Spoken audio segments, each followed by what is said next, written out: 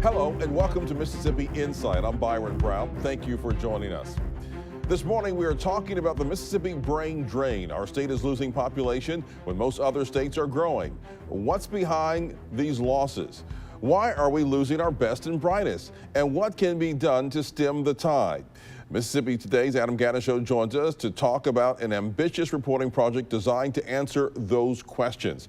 Also, Carla Lewis, Spire's Chief Technology Officer, joins us. She'll explain why her company went all in with support for the new Computer Science and Cyber Education Equality Act. To set the stage for our first interview, I want to read a passage from our partners at MississippiToday.org.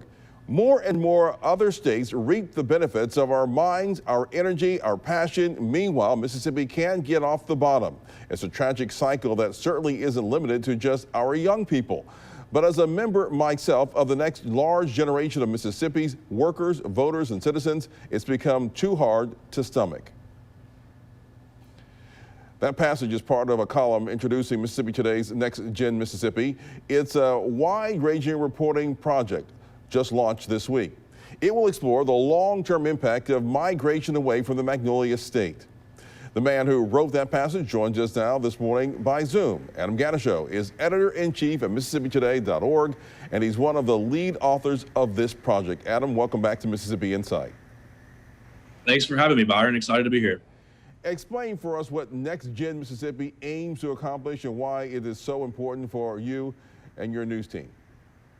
Yeah, so I'm a 29-year-old native Mississippian. All my life, I've thought about, I've heard, these points brought up. As soon as we can, we're getting out of here. If you're a young person in Mississippi, I know that you've heard that. You've been around that. You've been exposed to it all your life. Even if you're not a young person in Mississippi, this is something that we all know. It's one of the biggest problems facing our state is that our young people either are running from Mississippi as soon as and as fast as they can, or they want to.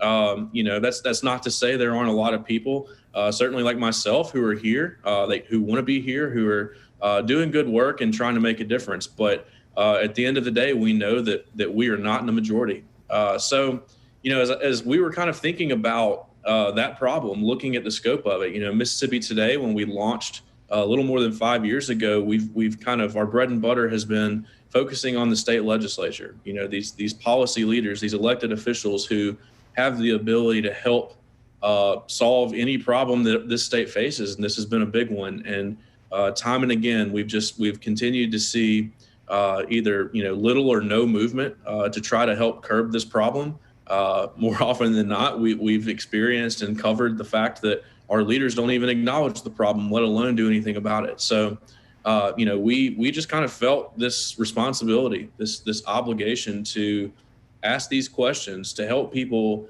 understand the real scope of the problem first and foremost, to help Mississippians understand how this is affecting our state and why this is a problem for us in the future, and then to engage people, to really bring them into the fold, have them connect with us, have us connect with them, and talk about how we all together can try to make these things better. So that's sort of the genesis of Next Gen Mississippi. It's something we're really excited about. And again, it just stems from this understanding, no matter who you are, if you're a Mississippian, this is an issue, this is a problem that we have to address. And unfortunately, it just hasn't been, there hasn't been enough focus placed on it. We mentioned at the top of the program that Mississippi is only one of 3 states to lose population, according to last month's data released from the U.S. Census. When you factor in births, deaths, and people moving in and out of the state, we lost 6,018 people between 2010 and 2020. What does your research indicate about who's leaving the state and why? Yeah, so first off, the census data, this 10-year census data, we don't have a lot of specifics yet. That's coming later this year. We're going to be able to really drill into sort of who the people are who live here, who left, what their backgrounds are, their education levels, races, you name the demographic. We're going to be able to drill into that a little bit more specifically. But based on some of the annual updates that the Census Bureau puts out, they're called American Community Surveys, we can sort of glean a little bit from just those. And those certainly aren't as comprehensive as these 10-year census numbers will be later this year. But we can tell that the people who are leaving Mississippi are younger. They're, age 35 or 40 or younger in most cases. They have higher levels of education attainment. And certainly there are a lot of factors that go into all of this. That's not a blanket statement. There are a lot of different Mississippians and a lot of different backgrounds and experiences who are leaving the state. But when you're lumping, sort of groups together and trying to assess some trends in the data, that's what we're seeing. So trending younger people, regardless of race or region of the state, and trending toward that higher level of education attainment. So that's part of the issue. But another thing that we want to look at, Byron, and I'm really curious to get the rest of this data back later this year, is take a look at some of the older generations who are leaving as well. We of course know that depending on what region of the state you're thinking about or talking or looking at, we have some communities across the state that are attractive for retirement. We have some communities across the state where we can see in the data already that even older people are flocking. They're leaving those communities and in many cases leaving the state. So generally speaking, we're really kind of counting down the days until we get that data. We're not sure exactly when the Census Bureau is going to give that to us, but sometime probably this fall, maybe early winter at the end of the year. But like I said, the big trends we're seeing, young people and educated people are leaving quickest in Mississippi. Well, let's look at a map that your team published for this project here. Here our viewers can see each county colored in different shades of blue and light green. The darkest colors in places such as Rankin County, Madison County, the Gulf Coast, and other denser populated centers show population growth, but the lightest colors in the Delta and other river counties over in East Mississippi and a lot of the Pine Belt point to big population declines since 2010. What can you tell us about the geographical component in these population shifts? Yeah, so first off, I'd say look at job growth and economic development. The counties that you're seeing there that have actually gained population over the years, some of those more extreme ones like DeSoto, Madison, Rankin, Lafayette, Oktibbeha, and all those coastal counties, there's been a huge focus by state leaders on creating jobs and boosting economic development in those places. I think no matter who you are, no matter where you come from, the number one factor for whether or not you want to stay or leave Mississippi has everything to do with the economy. There are other factors at play, of course, but as we've sort of been digging into these numbers, as we've been interviewing and collecting data from thousands of Mississippians the past few weeks, this is the number one issue, I'd say, across the board for most everyone. So looking at economic development, but then also look at education. So, Oktibbeha, Lafayette counties, of course, those are big college university towns. You look at some of the other sort of growing in population counties across the state. They have good public school systems, K through 12 public school systems. They have great community colleges or junior colleges where people can earn sort of post-secondary degrees that aren't those 4 years. And then, of course, where all those four-year universities are, you're seeing some growth there as well. We'll talk more with Mississippi Today's Adam Ganucheau after a quick break. You're watching Mississippi Insight only on 12 News.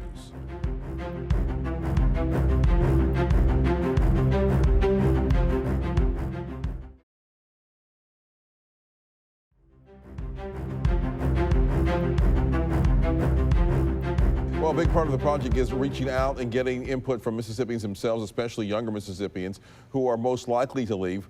What do these folks have to say about leaving or staying in the state? Yeah, so probably the thing that I'm most excited about with this project is that we are doing that direct outreach to Mississippians. As best as COVID restrictions and travel sort of pandemic related issues will allow us, we're on the ground, we're talking to people. We also released this pretty comprehensive survey on our website through the Next Gen Mississippi brand that allows anyone in Mississippi or outside of Mississippi who left to come in and tell us a little bit about themselves and answer some questions like, why did you leave or why did you stay?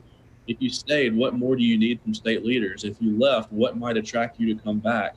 Talking about issues about like the future of Mississippi as it relates to the future of the city of Jackson. Do you think Mississippi needs an urban center in Jackson, a capital city metropolitan area in Jackson that it has to thrive for the whole state to thrive? We're trying to dig into a lot of these specific questions. And like I said, we've been reaching out directly to Mississippians or former Mississippians who left about those very things. So we put out this survey, Byron, and we're up over 1,000 responses now. We're really excited about that. It's been a great response so far in just a few days' time. And we need more of that. So if you're watching this, if you're interested, go to our website, MississippiToday.org. At the top of the website, you'll see a link there that says Next Gen Mississippi. Click on that and find the survey. But just looking through those survey responses, Byron, as a native Mississippian, again, who, I've been, like I said, dealing with these issues my entire life. I've been thinking through them. Reading these responses from people, these hundreds of Mississippians who are either here or have left, has been pretty emotional. I think I wrote when we announced this project, this isn't about me. This isn't about us at Mississippi Today, the reporters in the building, but it is personal. It's personal in a way that is personal to every Mississippian. We miss our friends, we miss our family members who left. For those of us who stayed, we understand that there are such great things about this state, and we love it, but we also understand that there are a lot of things that need to get better, need to improve. And I think at the end of the day, that's the shared experience of every Mississippian, whether they stayed or left. And reading through these responses has just been an emotional thing. This is something that we all should care about so much. And this is our future that we're talking about. And, it's been really, I think, rewarding already to see these responses. But if you're watching this, please get involved. Go fill out that survey. Those responses, that they remain anonymous unless you tell us otherwise. But regardless of whether you want to stay anonymous or not, it helps us inform our reporting in the days and weeks to come. And the more, the better. The more experiences and perspectives that we can see and share, the better it will be for everyone. You also reached out to state leaders about their perspectives on the brain drain, but you didn't have a lot of luck getting many responses, I understand. Is that correct? That's right.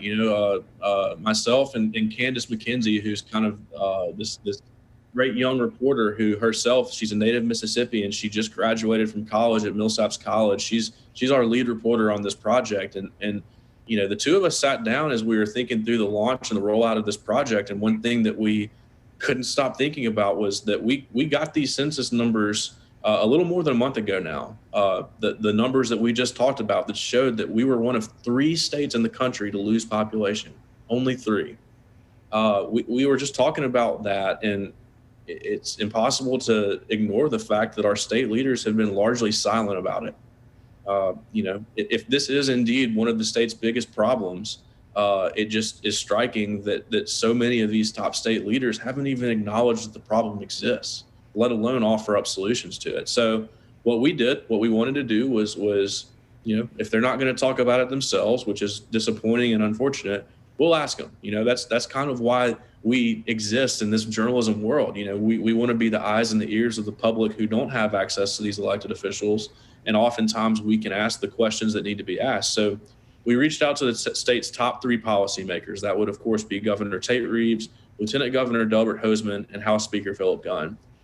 These 3 men together collectively have as much power, the power needed to pass any policy they want to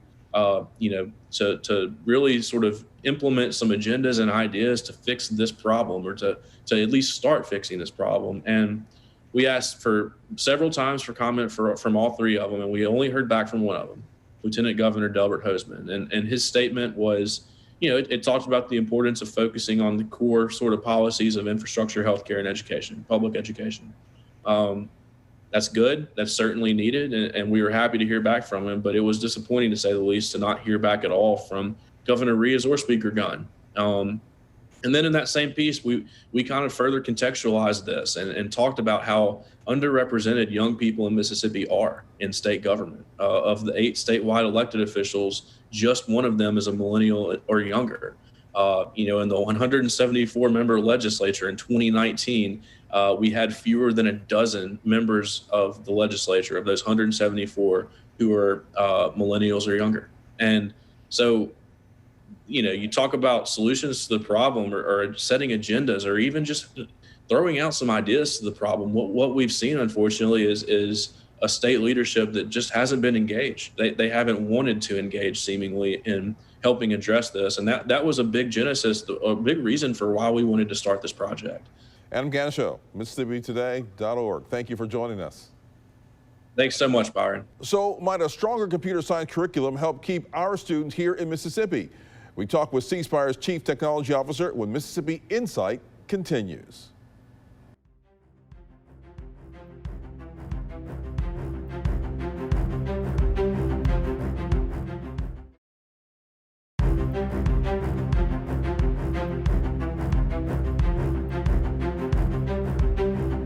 Welcome back to Mississippi Insight. Early this year, state lawmakers passed the Computer Science and Cyber Education Equality Act. This law directs the Education Department to implement a mandatory K-12 computer science curriculum across the state.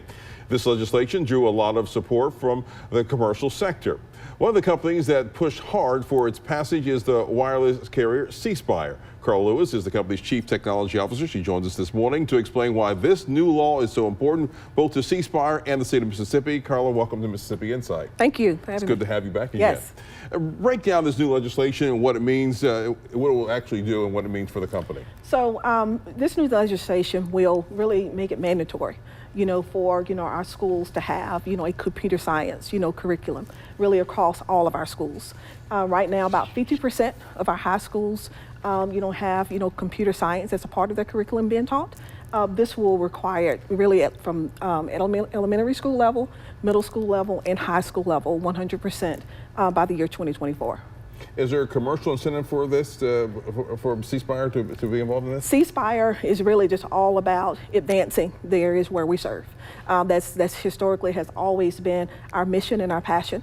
Wherever there's a need, for us and for the state of Mississippi, is what we go after. And we saw this we've been working this for a number of years, really in advancing, computer science education, coding, and those type skills, and knew that was a gap, for us here in Mississippi, really across the nation. But we wanted to make sure that Mississippi really fill those gaps, and that starts, with this particular legislation that's going to require it in our schools. We've often talked about the so-called brain drain here in the state of Mississippi. Yes. Our young people often are smartest leaving the state and going to other places. How would this help possibly keep some of the youngest and brightest in the state of Mississippi? They will stay if there are opportunities, and that's what this does. This brings about, if the youth are educated, and then the curriculum is here, and then that brings, new businesses and technologists to our state, and that brings about those opportunities, for our youth to stay here and not have to leave to go to other locations for it. Could it be difficult for schools in underserved areas to execute a digital curriculum strategy, particularly in our rural areas, if there's a problem with spotty broadband? Well, yes, that's a part of it, but that's a part of another initiative, that's in flight, that we are bringing, broadband to all of our schools. So that should be, and really a non-issue, in this factor once we get it there. What have we learned from COVID with this distant learning and people learning from home from all of this? What are the lessons Well, with learned from COVID, this? we've learned that it's critical, right? To have those appropriate platforms, because you think about what happened last year. At very abruptly, that all kids K through 12 were home and had to homeschool, and there are various versions of that. But that, when you think about the virtual learning or the distance learning platforms, consistency in that is key. And all the schools did not have those capabilities. This will make sure that they all do. And so for those kids who didn't have access to Wi-Fi or even hotspots, so you're saying eventually we're going to have those gaps filled? Absolutely, absolutely, and this will fill that gap. I would say within the next year and a half, all schools will have the broadband access, that they need. What about within communities for people who have access at home? What's it looking like for people to have access to Wi-Fi at home? All of that becomes a part of it, right? As you deploy and build fiber to all of our schools and to the various communities, you think about all the homes and businesses that we pass along the way. So they will be able to be served as well through this initiative. And what about those who can't afford internet service in their homes? And how do we make that affordable to them? What do we do about that? So when you think about access, when you look at where are the other opportunities if they don't have access at their home, you take a look at the other facilities that's within their geographic footprint. their libraries, the schools, and all those various other options that we know do have, fiber, and connectivity. They could have access to that. And there are other opportunities that are being discussed, in that space. That's more to come.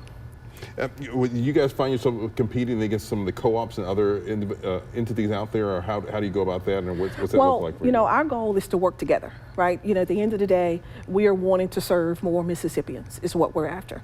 And so with that, I don't consider it a competition. I consider it as us working together, and we do in some cases, work together to bring that connectivity to all of our Mississippians.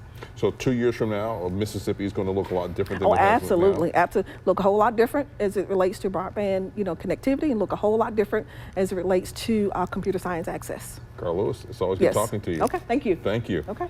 And we'll be right back.